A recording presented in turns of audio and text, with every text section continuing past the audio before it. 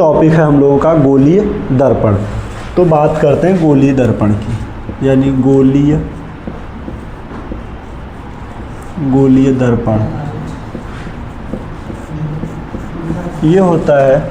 अब देखो इसकी बात करेंगे तो गोलीय दर्पण क्या होता है कि यह कांच के खोखले गोले का कटा हुआ भाग होता है और इसके एक तरफ क्या करते हैं, चांदी की या रेड ऑक्साइड के पेंट लगा देते हैं और इसको एक परावर्तक तल बना दिया जाता है, जो क्या होता है उसी को कहते हैं गोलीय दर्पण। अब देखोगे इसके टाइप की, यानी गोलीय दर्पण के प्रकार। गोलीय दर्पण के प्रकार, गोलीय दर्पण के प्रकार। तो गोलीय दर्पण के प्रकार में क्या होता है कि गोलीय दर्पण दो प्रकार का होता है। क्या होता है गोलीय दर्पण? गोलीय दर्पण दो प्रकार का होता है।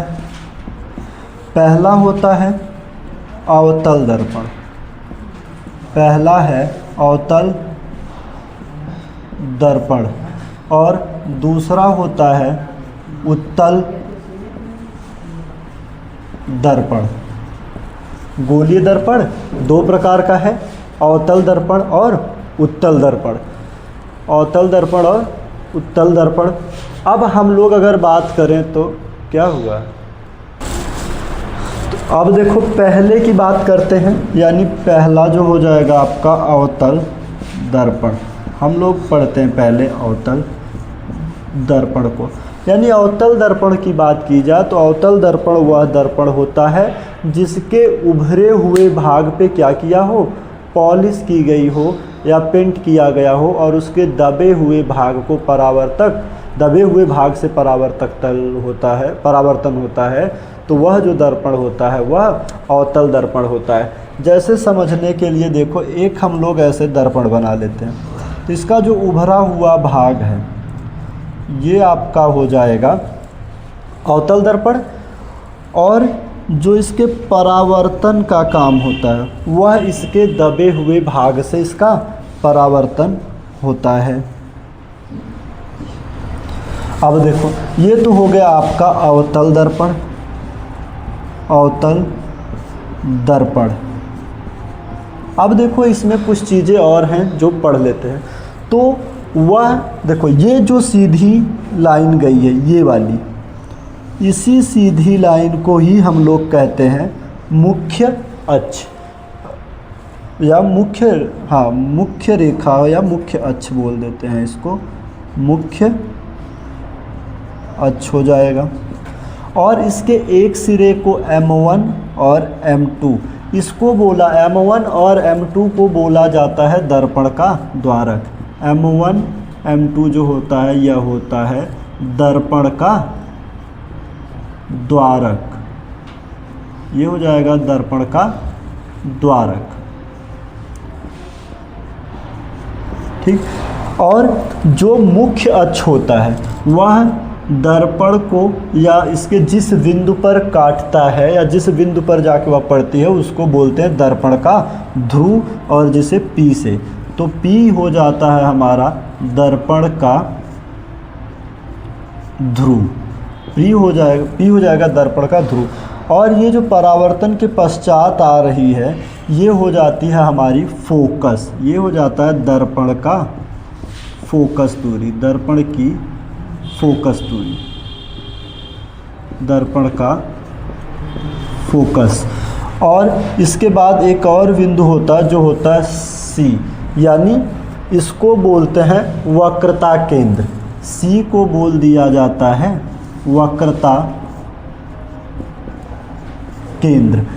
और एक जो C से लेकर बिंदु P यानी ध्रुव के बीच की दूरी होती है, या दर्पण के किसी भी एक पॉइंट की वह दूरी को ले लें तो वह जो होता है वह दर्पण की वक्रता त्रिज्या होती है। तो यानी यहाँ से यहाँ तक या C से P तक की जो दूरी है वह है आपकी वक्रता त्रिज्या, ये हो जाएगी वक्रता त्रिज्या। इसी तरह से हम लोग, ये तो बात हो गई अवतल दर्पण की।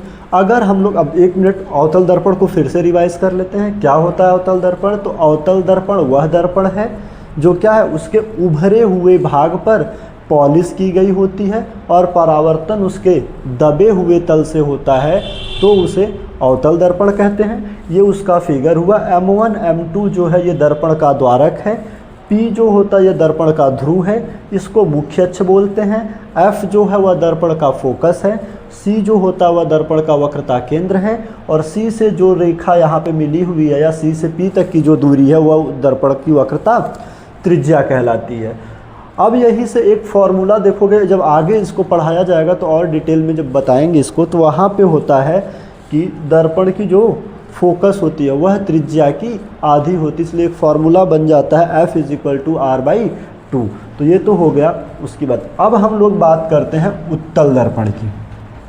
अब यहाँ से एक और ले लेते हैं, ये दूसरे वाले की बात कर लें। ये है उत्तल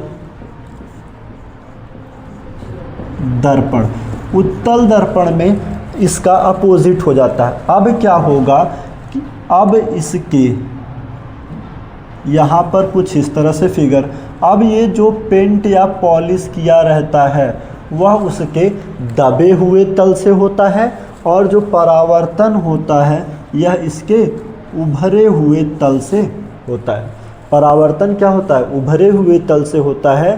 पेंट जो किया रहता है वह इसके दबे हुए तल पर किया जाता है। तो जो दबे हुए तल पर पॉलिश हो और उभरे हुए तल से परावर्तन हो वह उत्तल दर्पण होता है, और जो दबे हुए तल से परावर्तन और उभरे हुए तल पर पॉलिश किया गया हो तो वह आपका क्या हो जाएगा? अवतल दर्पण हो जाएगा। गोलीय दर्पण की बात करते हैं तो गोलीय दर्पण क्या होता है कि यह कांच के खोखले गोले का कटा हुआ एक भाग होता है जिसके एक पृष्ठ पर क्या चांदी की पॉलिश या कलई कर दी जाती है ताकि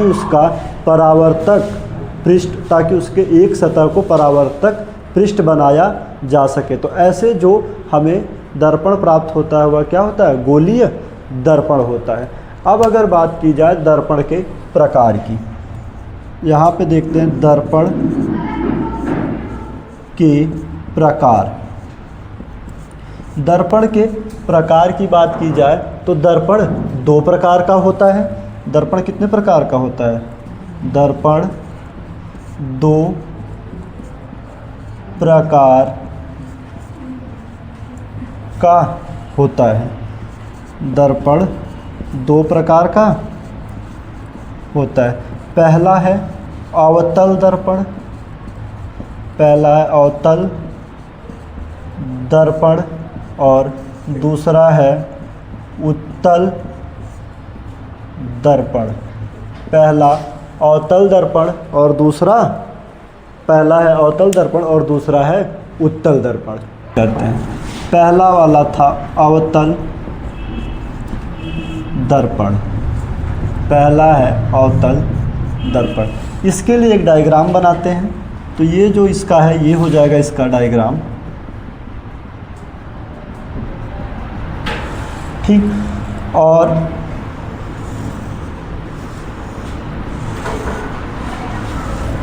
ये इसका डायग्राम हो गया। अब इसी डायग्राम से ही हम लोग इसके डेफिनेशन को निकालेंगे। यानी ये जो डायग्राम है, अवतल दर्पण वह दर्पण होता है जिसके उभरे हुए सतह पर क्या हो, पॉलिश की गई हो और उसका परावर्तन दबे हुए तल से होता है, तो उसे अवतल दर्पण कहते हैं। जैसे में इसमें क्या लिखोगे कि वह गोलीय दर्पण, वह गोलीय दर्पण जिसके उभरे हुए सतह पर पॉलिश की गई हो, पॉलिश की गई हो और परावर्तन दबे हुए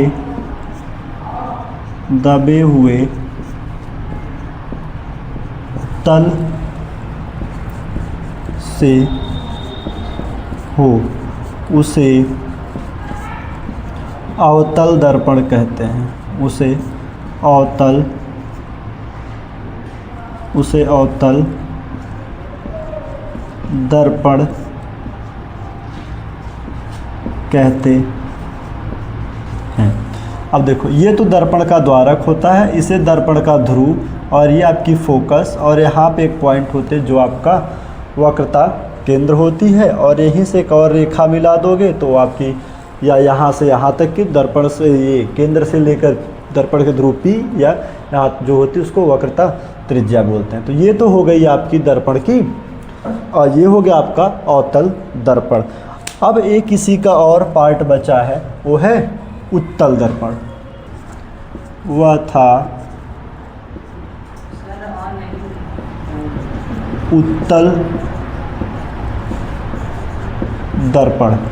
उत्तल दर्पण की बात करोगे तो इसमें क्या होता, वह गोलीय दर्पण, वह गोलीय दर्पण जिसका, वह गोलीय दर्पण जिसका, वह गोलीय दर्पण जिसका दबा हुआ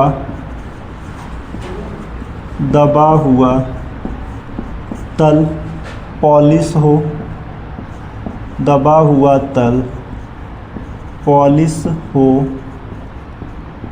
और परावर्तन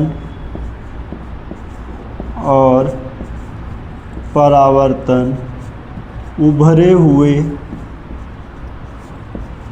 हुए तल से होता है, उभरे हुए तल से होता है, उसे उत्तल दर्पण कहते हैं, उसे उत्तल दर्पण कहते हैं। अब इसके फिगर को देखोगे तो इसका फिगर कुछ इस तरह से बन जाता है। ये इस पे दबे हुए तल पर इसके पॉलिश, और इसका जो परावर्तन तल बनेगा ये इसका उभरा हुआ तल से ही, यानी उभरे हुए तल से बनता है। अब यहाँ पे क्या करोगे कि अब जो अगली टॉपिक आपकी आ जाएगी, यानी क्या होगा कि इसका जो दबा हुआ तल है वह पॉलिश होगा और उभरे हुए तल से परावर्तन होगा। तो अगली जो आपकी टॉपिक हो जाएगी वह हो जाएगी गोलीय दर्पण से संबंधित कुछ परिभाषा।